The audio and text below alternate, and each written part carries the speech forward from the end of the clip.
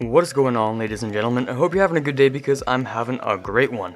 Now, all of the ultimates in the game are supposed to be helpful in some way, shape, or form, but there are lots of ways you can make them more useful and generally have a better time getting the button push of your dreams. All of these tricks are things you can do in any game right now to get more value from your ult, so after this, go hop into a few matches and try some of these out for yourself. So let's get into 5 tips for 5 ultimates. In the number 5 spot, we have the Silent Riptire. Now, I'm hoping all of you already know the wall trick where you keep the noise of the Riptire to a minimum, but some of you might not know the fact that it makes zero noise while traveling through the air. The stealthiest way to use a Riptire is to run it into a wall and try to climb up to the top where it can jump down from. You can then make it leap through the air and catch your enemies by surprise.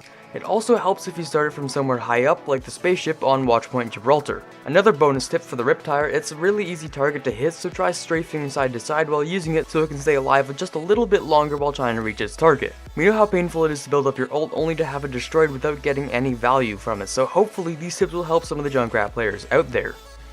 At the number 4 spot is a little bit of extra damage you can get from ultimates like Rocket Barrage and Death Blossom.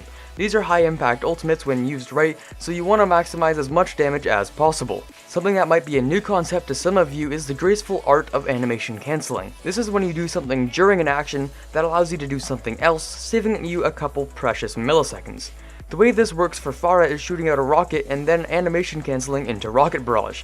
If you land the rocket, you get a free 120 damage, which is a pretty nice number when stacked with your ult. Because the speed of barrage is faster than rockets, you can actually surprise your enemies with more damage in a smaller amount of time than normal, taking squishies out in less time, which is better than you think it is. The same goes for Reaper, but until any enemy reacts to you, it's always good value to keep shooting and then animation cancel into Death Blossom. Doing this also saves you the time of reloading and technically is a cheeky way of getting his pixel spray. Moving on to the number 3 spot, I'm not sure how much of a tip you can call this one, but when you have Mei's ultimate, it might actually be good value if you throw it up in the air when you use it.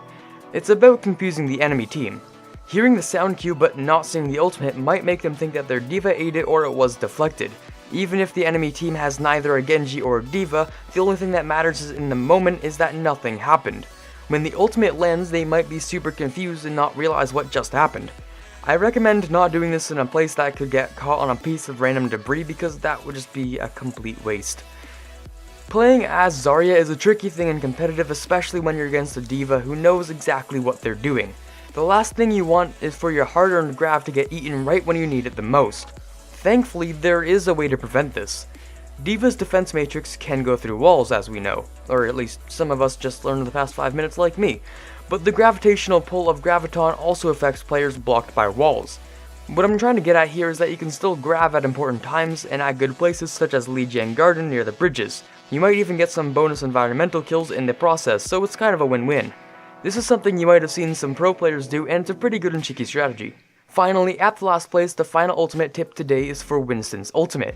Now, at the first glance, Primal Rage seems incredibly underpowered for what it is.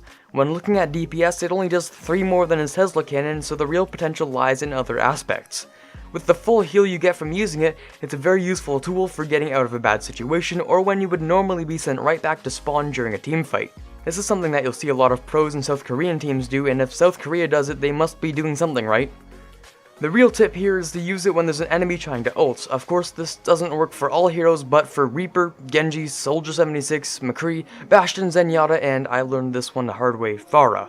When you push around these heroes while they're ulting, it either negates the ult entirely or gives them a harder time. Pharah just outright dies if you leap at her. Again, I didn't have to test that one out.